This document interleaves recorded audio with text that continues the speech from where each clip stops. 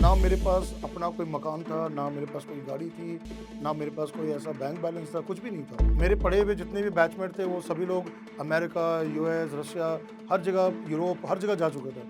मैं ही अकेला उस बैच का रहा कि जिन्होंने डिसाइड किया कि मुझे कहीं नहीं जाना है, क्योंकि मेरा परिवार है, मेरा घर है, मेरे छोटे भाई-बहन हैं, उनको मुझे पढ़ाना है, उनको आगे उनके करियर बनाना है। फिर मुझे लगा कि मैं आईएएस नहीं बन पाऊँगा, क्योंकि मैं यहीं फँसा रह जाऊँगा, मेरे पास कोई रास्ता नहीं। तो मैंने अपने जीवन का बहुत बड़ा निर्णय लिया। हेलो दोस्तों, कुछ ही दिन पहले मैं फ़्लाइट कैलिकट का ले रहा था और एयरपोर्ट में जब मैं एंटर कर रहा था, तो उस टाइम पे मेरे जो बोर्डिंग पास को स्कैन करने वाला ऑफ़िसर, सीएसएफ का जवान जो वहाँ गेट पे खड़ा था, उन्होंने स्कैन किया, मुझे कुछ देर के लिए रोक के रखा उन्होंने। फिर मेरे आधार कार्ड, आईडी कार्ड लिया उन्होंने, फिर उन्होंने देखा और फिर मुझे साइड में ले जाके उन्हें बोला कि नचिकेता सर, मैं आपका स्टूडेंट रहा हूँ। मैं स्माइल किया। मुझे बहुत अच्छा लगा कि कोई ऐसा विद्यार्थी जो यहाँ पे खड़ा होके मुझे मिलकर और मुझे जान रहा है। उन्होंने बताया सर, मैं आपका बाजीराम का 2016 का स्टूडेंट था। मुझे बताते सही नहीं लग रहा है कि मैं आज ये नौकरी कर रहा हूँ, मुझे आईएएस होना था। तो मैं स्माइल करते हुए बोला, अरे यार ऐसा कुछ भी नहीं है। आप आज एक ऑफ़िसर की तरह यहाँ पर आप काम कर रहे हैं, देश की सेवा कर रहे हैं। हर कोई आईएएस नहीं बनता है, जो आईएएस के बाहर की भी बहुत बड़ी दुनिया है। फिर उन्होंने मुझे बहुत ही सहज से मुझे गाइड किया अंदर तक और मुझे एच जो काउंटर था उधर तक ले गया। मुझे पहली बार ऐसा अनुभव हुआ कि आज मुझे लोग जान रहे हैं और मेरे जो स्टूडेंट्स हैं, वो मुझे पहचान रहे हैं, मुझे है ना, उनका प्यार और उनका एक लगाव, ये मेरे लिए बहुत खुशी की बात थी और मैंने अपने वाइफ़ को कॉल किया कि देखो ऐसा हुआ मेरे साथ। तो वो भी हँसते हुए बोली कि अब आप तो हीरो बन गए हैं। तो ये शुरुआत है। तो दोस्तों, मेरा नाम नीरज नचिकेता है। मैं यूपीएससी के फ़ील्ड का एजुकेटर हूँ, जो कि साइंस एंड टेक्नोलॉजी और एनवायरनमेंट को पूरे देश भर पढ़ाता हूँ। मुझे एक बड़ा निकनेम दिया गया है, फ्लाइंग फैकल्टी। मैं रमता जोगी की तरह कभी बैंगलोर, कभी हैदराबाद, कभी चेन्नई, कभी मैं केरल पहुँच जाता हूँ, कभी नॉर्थ ईस्ट में मैं अगरतला और वहाँ तक मैं जाके पढ़ाया हूँ मैं। तो मेरा 20 वर्षों का एक सुनहरा जर्नी रहा है, जहाँ पर मैंने लाखों विद्यार्थियों को एनवायरनमेंट और साइंस टेक्नोलॉजी पढ़ाया है। तो मैं अपने करियर का जो शुरुआत है एज़ एन एजुकेटर, आज मुझे आप देख रहे हैं। लेकिन मेरे ये जो मुस्कुराहट के पीछे का जो संघर्ष है, वो आपको नहीं पता है कि मैंने जीवन में कितना मेहनत किया इस मुकाम तक पहुँचने के लिए। तो मैं अपने बारे में बताता हूँ। मेरा जन्म देवघर, झारखंड में हुआ है। एक बहुत ही छोटे मध्यम परिवार में हुआ। मेरे घर में पढ़े-लिखे कोई भी नहीं है। मेरी माँ जो है ना लिखना ना पढ़ना जानती है। मेरे पिताजी भी है 8वीं क्लास तक पढ़ाई किए, उनको वो सुविधा नहीं मिल पाया। लेकिन आज मैं इस बात से लिए भगवान को मैं शुक्रिया देता हूँ कि उन्होंने जबकि पढ़ाई के अहमियत को समझा और मुझे पढ़ाया।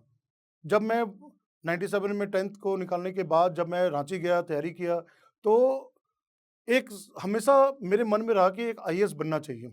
आईएएस बनने का इंस्पिरेशन मुझे बचपन में मिला था। देवघर में ही मेरे साथ 3 ऐसी घटनाएँ हैं जो मैं आज भी याद रखता हूँ। गोविंदा नाम का एक व्यक्ति, जो कि केवल एक आँख था, वो व्यक्ति मंदिर के पास, देवघर में बाबा मंदिर है, बैद्यनाथ धाम है, वहाँ पर जो लोग श्रद्धालु आते हैं, जो जूते-चप्पल होते हैं, उसको रखते हैं। तो एक बार ऐसी घटना हुई कि मैं 10 साल का होऊँगा उस समय, जब मेरे अपने आँखों के सामने था। किसी कारणवश उसने कुछ जूते-चप्पल कहीं खो दिया होगा, तो उनकी लोगों ने पिटाई की। तो मुझे बड़ा दर्द हुआ, दुःख हुआ कि एक बेचारा गरीब इंसान जो अपने रोज़ी-रोटी के लिए कर रहा है, आज उसको थोड़े-से के लिए, है ना, उसे मारा-पीटा गया। एक ये इंसिडेंस जो मुझे उस समय टच किया, आज भी मुझे याद है। दूसरा मेरा वाक़या ये रहा है कि पानी का किल्लत। मेरे घर में उस जगह पे जो है पानी की समस्या रही है और मेरे पिताजी, मेरे बाकी जो घर के लोग हैं, बाल्टी लेके मंदिर के कल से जाके पानी लाना, ताकि पानी का उपयोग हो। तो मुझे एक जो पानी की अहमियत या जो जो रिसोर्स चाहिए उसकी अहमियत उसमें एक वो मुझे थॉट प्रोवोक किया मुझे अंदर कि ये आज जो इस तरह की समस्याएँ जो हो रहे हैं, उसका क्या समाधान हो सकता है? कैसे कर सकते हैं वहाँ पर? तीसरी बात ये था कि मैंने देखा कि बहुत सारे जो बच्चे जो स्कूल नहीं जा सकते हैं, तो वो मंदिर के सामने वहाँ पे भीख माँगना, अपने जीवन को चलाना, तो वो भी मुझे बहुत हृदय में टच किया कि उनको ये उनकी आर्थिक स्थिति इतनी खराब है कि वो पढ़ाई नहीं कर सकते या उनको सुविधाएँ नहीं मिल रही। ये 3 ऐसा इंसिडेंस था मेरी लाइफ़ का जो उस समय मुझे इंस्पायर किया कि एक आईएएस के तौर पे मैं बदलाव ला सकता हूँ। उसके लिए मैं उस समय के डिस्ट्रिक्ट कलेक्टर एक आईएएस ऑफ़िसर वहाँ पे पोस्टेड थे, उनका मैं नाम नहीं अभी मुझे याद है, लेकिन उनका मैंने एक एक रोल मॉडल के तौर पे देखा। तो मुझे भी लगा कि एक दिन मैं भी उनकी तरह बन के जो भी मैंने समस्याएँ देखा है, उसका समाधान कर पाऊँ। तो ये मुझे मोटिवेट किया। लेकिन समस्या ये थी कि मुझे उसके लिए पहले एक अपना करियर बनाना ज़रूरी था, क्योंकि मेरी घर की स्थिति अच्छी नहीं थी। तो एक मुझे रोज़गार और जॉब का है ना अवसर होना मेरे लिए बहुत ज़रूरी था। उसके लिए मुझे लगा कि इंजीनियरिंग करना ज़रूरी है। तभी इसलिए मैंने आईआईटी की तैयारी की। बाद में जब मैं कई प्रयास के बाद जब आईआईटी बॉम्बे में पहुँचा मैं, और वहाँ से मैंने अपना पढ़ाई की, सारा कुछ किया। मेरे जीवन में उस समय भी मौके आए। मेरे पढ़े हुए जितने भी बैचमेट थे, वो सभी लोग अमेरिका, यूएस, रशिया, हर जगह, यूरोप, हर जगह जा चुके थे। मैं ही अकेला उस बैच का रहा कि जिन्होंने डिसाइड किया कि मुझे कहीं नहीं जाना है, क्योंकि मेरा परिवार है, मेरा घर है, मेरे छोटे भाई-बहन हैं, उनको मुझे पढ़ाना है, उनको आगे उनके करियर बनाना है। तो एक ज़िम्मेदारी के तौर पे मैं इंडिया में रहकर मैंने जॉब करना चालू किया। मेरे लिए बहुत कठिन रहा कि वहाँ जॉब करना, फिर साथ-साथ में पढ़ाई करते रहना। मैंने लॉ की पढ़ाई की, मैं पढ़ना छोड़ा नहीं। फिर उसी दौरान ऐसा हुआ कि घर का बड़ा होने के कारण मेरी शादी भी हो गई। तो मैं 2005 में जब मेरी शादी हो गई, उसके बाद चीज़ें बहुत अलग हो गया। फिर मुझे लगा कि मैं आईएएस नहीं बन पाऊँगा, क्योंकि मैं यहीं फँसा रह जाऊँगा, मेरे पास कोई रास्ता नहीं। तब मैंने अपने जीवन का बहुत बड़ा निर्णय लिया कि मुझे कॉर्पोरेट जॉब छोड़ना होगा, मुझे दिल्ली आना होगा और तैयारी करना होगा। नौकरी छोड़ने के बाद मैं दिल्ली आया अपने फैमिली के साथ 2005 में, और मैं शादीपुर में डीडीए फ्लैट है, सत्यम सिनेमा के पीछे, आज भी जो लोग वहाँ पर रहते हैं उनको पता होगा। तो वहाँ मैंने टॉप फ्लोर में 1 कमरे का मकान लिया। मेरे पास कुछ सेविंग थे, जो मैं बचा कर रखा था अपने जॉब के दौरान। उस पैसे को लेके मैंने वहाँ पे स्टार्ट किया, मैं और मेरी वाइफ़ उस वहाँ पर रहते थे, और मैं अपनी तैयारी वहाँ पर करता था। तो लेकिन क्या हुआ कि जितना मेरे पास फाइनेंस था, वो ज़्यादा दिन के लिए नहीं था। 1 साल तक का था जहाँ तक मैं कर सकता था, तो मैंने अपने वाइफ़ को कहा कि वो बीएड की तैयारी करे, तो वो भी पढ़ना चालू की, और फिर मैंने लगा कि 1 साल के बाद फिर मैं क्या करूँगा? तो मेरी स्थिति ऐसी हुई कि मैं घरवालों से पैसे माँग नहीं सकता, मैं ऑलरेडी एक शादीशुदा इंसान हूँ, घर की ज़िम्मेदारी भी है, तो मैंने पढ़ाना चालू किया। उस संदर्भ में मुझे सबसे पहला जो प्लेटफ़ॉर्म मिला, वो संकल्प का मिला। और आप हैरान होंगे ये जान के कि मैंने ₹200 घंटे पढ़ाना चालू किया, जो मेरे लिए आज भी मुझे याद है कि मैंने उस छोटे जगह से शुरुआत किया। उस समय ऐसा होता था कि मुझे दिल्ली से दूर भी जाना होता था, जैसे लुधियाना, पंजाब में, या आगरा, कई बार मुझे कोयंबटूर वहाँ जाना होता था, और परिवार से दूर रहते हुए वहाँ पर मैं जाता था, और उस समय ऐसी स्थिति होती थी कि मैं कहीं भी चीज़ के ना नहीं कर सकता था, और मुझे अपनी पढ़ाई भी जारी रखना था। तो ऐसा हुआ कि जैसे लुधियाना का मुझे एक वाक़या याद है कि वहाँ एक कॉलेज में मुझे क्लास लेना था। ठंड का समय था, बहुत कड़ाके की ठंड, मैं वहाँ जाता था। एक छोटा-सा पलंग बस वहीं रख के मैं रुकता था, वहाँ पढ़ाता था, फिर वापस घर आता था। स्लीपर क्लास जैसे ट्रेन में मैं जाता था, बस से सफ़र करता था। आज भी मुझे वो दिन याद आता है। बाद में जब मेरा अटेम्प्ट देने के बाद, खत्म होने के बाद, मैं 2 बार इंटरव्यू तक भी पहुँचा, लेकिन विधाता को ये लिखा था कि मुझे कुछ और बनना था डेस्टिनी में, मैं नहीं क्वालीफ़ाई कर पाया। लेकिन मैं अपनी प्रयास जारी रखा, और फिर 2010 में मेरे बच्चे का जन्म हुआ, मेरे बेटे का जन्म हुआ, तो मेरी दायित्व और बढ़ गई। तो मुझे लगा कि अब मुझे और करना है, तो उसके लिए मैंने और प्रयास किए, कई और इंस्टीट्यूट में पढ़ाना चालू किया, कई जगह मैं और जाना चालू किया। लेकिन हाँ, उसमें ये हुआ कि मेरा फैमिली सफ़र हुआ, क्योंकि मेरी वाइफ़ को अकेले सब कुछ सँभालना पड़ता था, और वो गवर्नमेंट स्कूल में पढ़ाना चालू कर दी थी, छोटा बच्चा भी था, और मैं भाग-भाग के पढ़ा रहा था।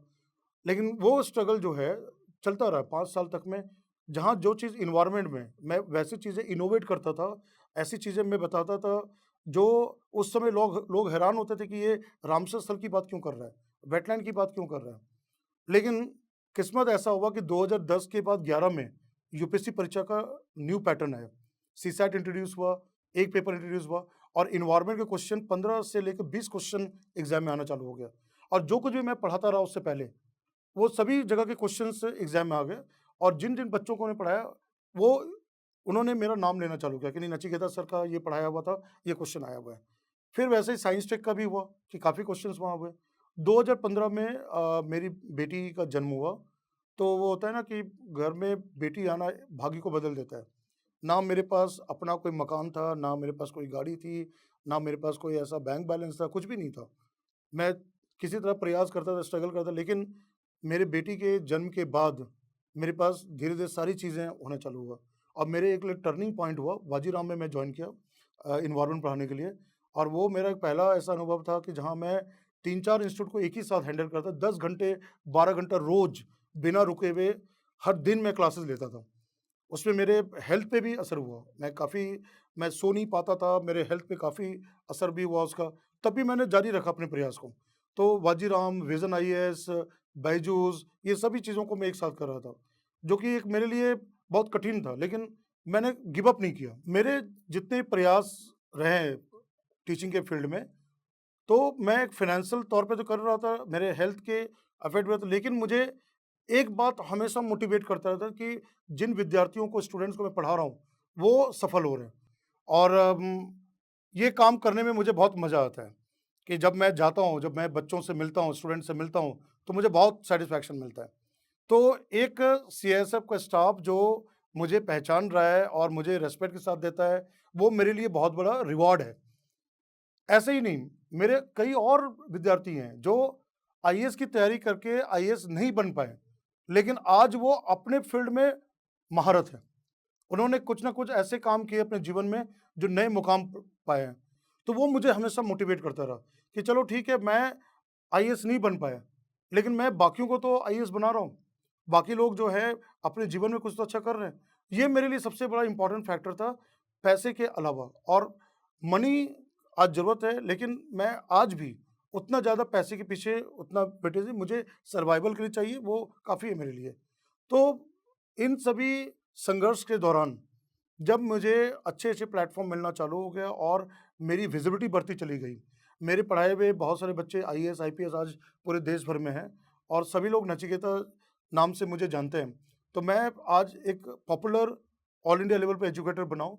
तो ये जो मेरी संघर्ष की कहानी है, ये बहुत लोगों को नहीं पता है। तो ये मेरे लिए एक पहला मौका मिला कि मैं आप लोगों के बीच में शेयर करूँ। मैं हमेशा एक स्टैन्ज़ा दोहराता रहता हूँ, "woods are lovely dark and deep, but I have promises to keep and miles to go before I sleep, miles to go before I sleep." Robert Frost की ये कविता जो है मुझे हमेशा इंस्पायर करती है। तो आज मेरे ये जीवन का जो मैंने कुछ अध्याय आपके साथ शेयर किया, इसका यही मेन चीज़ है कि आप ज़िंदगी में कभी भी किसी भी लक्ष्य की ओर प्रयास करते हैं, आपको गिव अप नहीं करना है। मैं आईएएस नहीं बन पाया, तो कोई बात नहीं है, लेकिन आज मैं दो पढ़ा रहा हूँ मैं, आपको मैं बच्चों को मैं पढ़ा रहा हूँ, मैं दूसरों को आईएएस बना रहा हूँ। तो जीवन में ऐसा नहीं है कि आईएएस ही सब कुछ है, आईएएस के आगे भी बहुत सारे चीज़ें हैं जो एक इंसान कर सकता है और आप उसके लिए प्रयास करेंगे, आप सफल होंगे।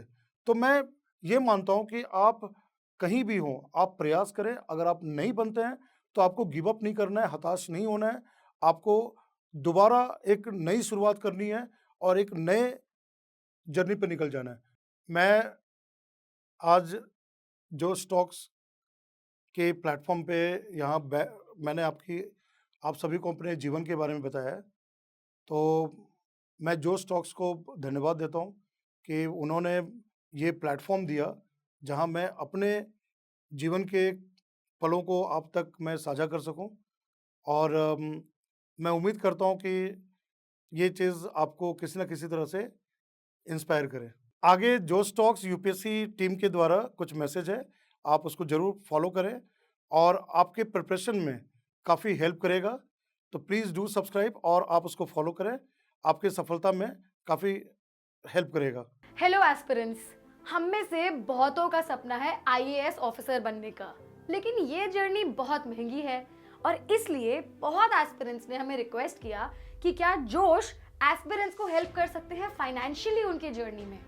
तो इसलिए जोश टॉक्स ने कांटेक्ट किया इंग्लिश मीडियम के लिए KSG IAS के खान सर को और IAS हब के MK यादव सर को और हिंदी मीडियम के लिए निर्माण IAS के KD सर को। आपने शायद नाम तो सुना ही होगा। Khan sir, MK Yadav sir और KD सर तीनों ही UPSC के बहुत ही शानदार टीचर्स हैं जो दिल्ली में ऑफलाइन और ऑनलाइन दोनों पढ़ाते हैं। MK यादव सर की एक बहुत famous student Ritika Jindal ma'am ने 2018 में AIR 88 हासिल किया। उन्होंने जोश टॉक्स भी दी है।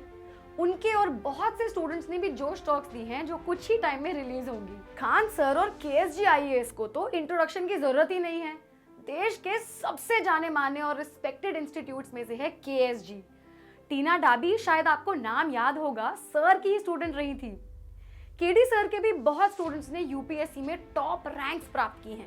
कुछ ही समय में सर के भी बहुत से स्टूडेंट्स की टॉक्स रिलीज होने वाली हैं।